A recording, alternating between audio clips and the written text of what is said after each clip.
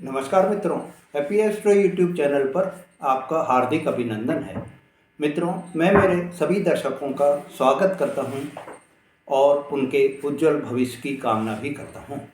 मित्रों, आज के मेरे इस वीडियो में मैं मेरे मकर राशि वाले दर्शकों आपके लिए 13 अक्टूबर से 19 अक्टूबर तक का सप्ताह कैसा रहेगा पूरी आपको जानकारी दे रहा हूँ। आपका साप्ताहिक राशिफल किस तरह से रहेगा आपको इस वीडियो में पूरी जानकारी मिलेगी और विस्तार से आपको बताऊंगा कि आपके जो ग्रह गोचर इस समय में चल रहे हैं वो किस परिस्थिति में बैठे हुए हैं, चंद्रमा सप्ताह के दौरान कौन कौन सी राशियों में गोचर करेंगे, आपको पूरी जानकारी इस वीडियो में मिल जाएगी। तो मेरे मकर राशि वाले दर्शकों, आपके लिए यह सप्ताह बहुत ही बेहतरीन सप्ताह रहेगा। इस सप्ताह में आप जितना कर्म करेंगे उतनी ही आपको सफलता भी मिलती चली जाएगी।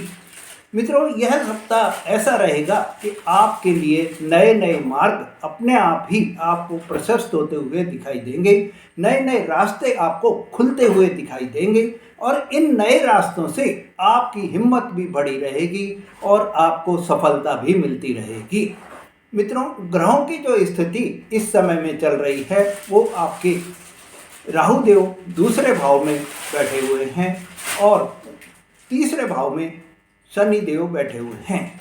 अभी आपके 17 अक्टूबर तक सूर्य देव छठे भाव में बैठे हुए हैं और 17 अक्टूबर के बाद में ये तुला राशि में 10वें भाव में चले जाएंगे। मित्रों, आपको 18 अक्टूबर को बृहस्पति देव भी राशि परिवर्तन करेंगे और अभी आपके जो छठे भाव में हैं ये आपके 7वें भाव में पहुंच जाएंगे। शुक्र देव अभी आपके 9 अक्टूबर को ही उन्होंने राशि परिवर्तन करके 7वें भाव वो 8वें भाव से निकलकर आपके 9वें भाव भाग्य भाव में पहुंच गए हैं। वहाँ पर 9वें भाव में सूर्य देव अभी बैठे हुए हैं और 17 तारीख को ये राशि परिवर्तन करेंगे और 10वें भाव में पहुंचेंगे। मित्रों, मंगल और बुध देव भी दोनों आपके अभी 10वें भाव में ही बैठे हुए हैं। ऐसे में आपके लिए यह समय बहुत ही बेहतरीन समय रहेगा। चंद्रमा की जो स्थिति इस सप्ताह के दौरान रहेगी मेरे मित्रों, वो 13 अक्टूबर को चंद्रमा कर्क राशि में रहेंगे। 16 अक्टूबर को चंद्रमा रात को 12:46 पर आपके सिंह राशि में चले जाएंगे। शुक्र देव वहां पर आपके 7वें भाव में भाग्य भाव में बैठने से चंद्रमा 18 अक्टूबर को जब राशि परिवर्तन करके आपके भाग्य भाव में बैठेंगे रात को 10:43 से, तो आपके लिए भाग्य के नए नए द्वार आपको खुलते हुए दिखाई देंगे। मित्रों, यह सप्ताह आपके लिए बहुत ही बेहतरीन सप्ताह रहेगा। 17 अक्टूबर तक सूर्य देव कन्या राशि में रहकर उनकी 7वीं दृष्टि आपके तीसरे भाव में पड़ेगी। तो इस समय में आपको थोड़ा सा शनि देव की जहाँ पर विराजमान हैं, शनि देव के कारण आपको थोड़ी परेशानी हो सकती है, तो आपको इस समय में थोड़ा सावधान भी रहना होगा। पराक्रम की इस समय में कमी हो सकती है। मित्रों, 17 अक्टूबर को जब सूर्य देव तुला राशि में प्रवेश कर जाएंगे तो उनकी 7th दृष्टि जो 7वीं दृष्टि होती है वो आपके चतुर्थ भाव में पड़ेगी। ऐसे में आपको थोड़ा ये ध्यान रखना होगा कि आपको अपने अहंकार से अपने किसी भी रिश्तेदार को, किसी भी भाई बंधु को, मित्रगण को आपको कोई जो है अहम और अहंकार को दूर रखकर ही आपको कोई भी वार्ता करनी होगी। इस समय आपको अहंकार की भावना बहुत ज़्यादा प्रबल आपके बनी रहेगी। मित्रों, कैरियर की दृष्टि में भी आपके लिए यह सप्ताह बहुत ही उत्तम सप्ताह रहेगा, क्योंकि मंगल देव और बुध देव वहाँ पर पहले से ही विराजमान हैं और सूर्य देव भी 17 अक्टूबर को आपके कैरियर के भाव में, दशम भाव में पहुंच जाएंगे। ऐसे में आपके लिए यह जो सप्ताह रहेगा, दशम भाव में जब सूर्य, मंगल और बुध, ये तीनों का त्रिग्रही योग भी बनेगा 17 अक्टूबर से, वो आपको बहुत ही इस समय फायदा भी देने वाला रहेगा। मित्रों, यह जो आपके लिए समय रहेगा, इस समय में आपको थोड़ा सा क्रोध पर काबू रखना होगा, अपने अहंकार को आपको दबा कर रखना होगा, आपको अपनी वाणी को बहुत ही कंट्रोल रखना होगा, नहीं तो आपके उच्च अधिकारियों से तनाव की स्थिति भी हो सकती है। आपके टीम जो आपकी है उससे भी आपको थोड़ा सा सावधान रहना होगा, क्योंकि अहम और अहंकार और वाणी में आपको क्रोध की भावना बनी रहेगी, इससे आपको परेशानी भी हो सकती है। मित्रों, मंगल देव आपके अभी 10वें भाव में बैठे हुए हैं और इनकी जो 4th दृष्टि है, चौथी जो दृष्टि इनकी पड़ेगी वो आपके लग्न भाव में पड़ेगी। लग्न भाव में पड़ने से मेरे मित्रों, आपका इस समय में साहस बहुत ज़्यादा बना रहेगा, ऊर्जा की आप में कमी नहीं रहेगी। आपको इस समय में आपके व्यक्तित्व में भी बहुत ज़्यादा आपको निखार होता हुआ दिखाई देगा। लीडरशिप की क्वालिटी आप में आ जाएगी, क्योंकि मंगल देव ग्रहों के सेनापति होते हैं, तो आप में कंट्रोलिंग पावर भी इस समय में बहुत ज़्यादा आपको होती हुई दिखाई देगी। बुध देव भी आपके 10वें भाव में ही बैठे हुए हैं, तो आपको व्यापार में, आपके नौकरी में आपको फायदा होता हुआ भी दिखाई देगा। इस समय में बुध देव के 10वें भाव में बैठने से आपके कैरियर में आपको प्रमोशन मिलता हुआ दिखाई देगा, उन्नति के अवसर आपको मिलते हुए दिखाई देंगे। अगर आप कोई ट्रांसफ़र लेना चाह रहे हैं, कोई चेंजेस लेना चाह रहे हैं, तो यह सप्ताह आपके लिए बहुत ही अनुकूल सप्ताह रहेगा। इस सप्ताह में आपको ट्रांसफ़र के योग पूरे पूरे बनते हुए दिखाई दे रहे हैं। मित्रों, मंगल देव की जो आपके 7वीं दृष्टि पड़ेगी वो आपके 4th हाउस में पड़ेगी, तो इससे आपको भूमि, भवन, जायदाद का लाभ भी हो सकता है। इस समय में आपको माता के स्वास्थ्य का थोड़ा सा ध्यान भी रखना होगा। माता का जो है स्वास्थ्य में कोई परेशानी आपको दिख सकती है, उनको ब्लड प्रेशर से रिलेटेड कोई भी परेशानी हो सकती है, उसमें आपको बहुत ही सचेत भी रहना होगा। एकाएक आपके माता के स्वास्थ्य में परेशानी की अनुभव हो सकती है। मित्रों, मंगल देव की 8वीं दृष्टि जो है वो आपके 5वें भाव में पड़ेगी, और 5वें भाव में पड़ने से आपको इस समय में थोड़ा सा परेशानी हो सकती है कि आपके संतान से आपके संबंधों में कोई तनाव पैदा हो सकता है। संतान से आपके रिलेशंस जो है थोड़े से वैचारिक मतभेद आपके हो सकते हैं। बुध देव जो कि आपके 10वें भाव में बैठे हैं, उनकी दृष्टि भी आपके 4th हाउस में पड़ेगी, और 4th हाउस में पड़ने से मेरे मित्रों, आपके लिए यह समय व्यापार के हिसाब से बहुत अच्छा रहेगा। इस समय में आपको कोई भी प्रमोशन की प्राप्ति होने के पूरे पूरे योग बनते हुए दिखाई देंगे।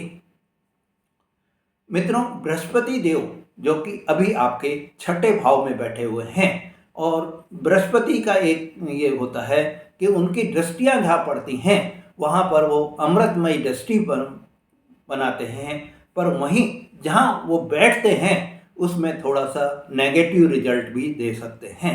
तो ऐसे में मेरे मित्रों, आपको इस समय थोड़ा सावधान भी रहना होगा, तो आपको फ़ायदा भी इस समय में मिलता हुआ दिखाई देगा। इस समय आपके कोई भी शत्रु जो है वो पैदा हो सकते हैं, आपको कोई पुराना रोग जो है वो उभर कर आ सकता है, तो वहीं आपके कोई कर्जे वाले भी आपको परेशान कर सकते हैं, कर्ज की सीमा आपके बढ़ सकती है। पर बृहस्पति देव की जो दृष्टियाँ पड़ेंगी वो आपके 5वीं दृष्टि उनकी आपके 10वें भाव पर पड़ेगी, इससे आपके कार्य में आपको सफलता मिलती हुई दिखाई देगी। कार्य में अभी तक जो आपको कोई आपका प्रमोशन अटका हुआ था, कोई आपके जीवन में किसी भी तरह की नौकरी से संबंधित कोई परेशानी आ रही थी, नौकरी आपकी नहीं थी, वो नौकरी अब आपकी लगती हुई भी दिखाई देगी। मित्रों, बृहस्पति देव की 7वीं दृष्टि आपके 12वें भाव में पड़ेगी। इससे आपको उनकी स्वराशि पर जो उनकी दृष्टि पड़ रही है, इससे आपको इस समय में विदेश यात्रा के योग भी बनते हुए दिखाई देंगे, पर साथ ही खर्चों की अधिकता भी बनी रहेगी। बृहस्पति देव की 9वीं दृष्टि आपके 2nd हाउस में पड़ेगी, जहां राहु देव विराजमान हैं। और राहु देव जो है उनका दृष्टि संबंध बृहस्पति देव से बना हुआ है। राहु की दृष्टि आपके 6ठे भाव पर पड़ रही है। 5वीं जो दृष्टि होती है राहु की, वो आपके 6ठे भाव में पड़ रही है। और बृहस्पति देव की 9वीं दृष्टि आपके राहु देव के ऊपर पड़ रही है। ऐसे में आपको इस समय में राहु की कृपा से अचानक से कोई धन लाभ की प्राप्ति भी हो सकती है। मित्रों, यह जो समय आपका रहेगा, इस समय में आपको 19 तारीख 18 तारीख के बाद में, मतलब 18 और 19 तारीख को, जब बृहस्पति देव आपके 4थे भाव में रहें, मतलब आपके कर्क राशि में रहेंगे। 4 का जो हर्फ होता है, 4 का जो अक्षर होता है, वो आपका कर्क राशि होती है। और आपकी कुंडली के हिसाब से 7वां भाव हो जाता है। 7वें भाव में रहने से आपको इस समय में थोड़ा सा वैवाहिक जीवन में भी तनाव की स्थिति हो सकती है। आपके कार्य की अधिकता की वजह से आप अपने जीवन साथी को समय नहीं दे पाएंगे। इससे आपको थोड़ा आपके वैवाहिक जीवन में तनाव, वैचारिक मतभेद भी हो सकते हैं, तो आपको सावधानी भी रखनी होगी। मित्रों, इस समय आपकी जो बृहस्पति देव की 18 और 19 तारीख को दृष्टियाँ पड़ेंगी, वो 5वीं दृष्टि आपके 11वें भाव पर पड़ेगी। और 11वें भाव में पड़ने से आपके लिए यह समय आय को बढ़ाने वाला समय रहेगा। इस समय में आपकी इनकम बढ़ती हुई दिखाई देगी। इस समय आपके नए नए सोर्स आपको मिलते हुए दिखाई देंगे और आर्थिक स्थिति आपकी बहुत ही अच्छी हो जाएगी। बृहस्पति देव की 18 और 19 तारीख को जो 7वीं दृष्टि पड़ेगी, वो आपके 1st हाउस में लग्न भाव में पड़ेगी। और लग्न भाव में पड़ने से आपको इस समय आपके पर्सनालिटी में बहुत ज़्यादा निखार आपको दिखाई देगा। आपको इस समय में धर्म ध्यान का भी विचार मन में आता रहेगा। साथ ही आपके 9वीं जो बृहस्पति देव की दृष्टि है, वो 3रे भाव में पड़ेगी। और 3रा भाव आपके बृहस्पति देव की ही राशि होती है, तो वहाँ पर उनकी दृष्टि पड़ने से आपको इस समय पराक्रम का भाव बराबर बना रहेगा। मित्रों, शुक्र देव अभी आपके कन्या राशि में स्थित हैं और उनकी दृष्टि आपके 12वें भाव में पड़ेगी। इससे आपको शुक्र देव की जो दृष्टि है, वो 12वें भाव में पड़ने से आपके लिए खुशियों के समाचार भी आपको मिलते चले जाएंगे।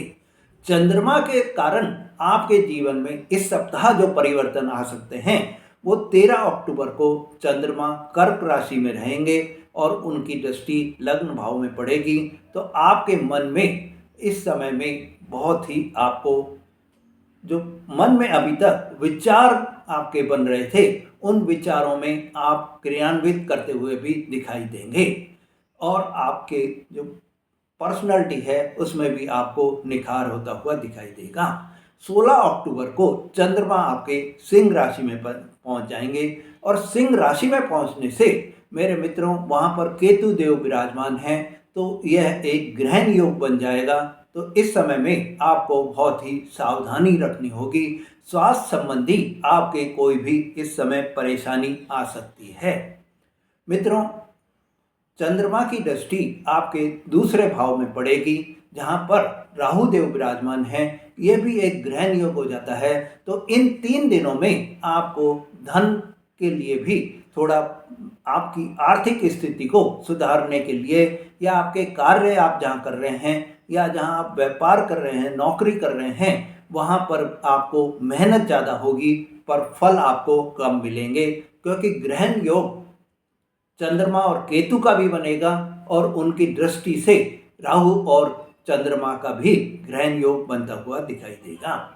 18 अक्टूबर को चंद्रमा कन्या राशि में पहुंच जाएंगे और कन्या राशि में पहुंचने से आपके भाग्य भाव में पहुंच जाएंगे, तो आपको भाग्य का पूरा पूरा साथ भी मिलता हुआ दिखाई देगा।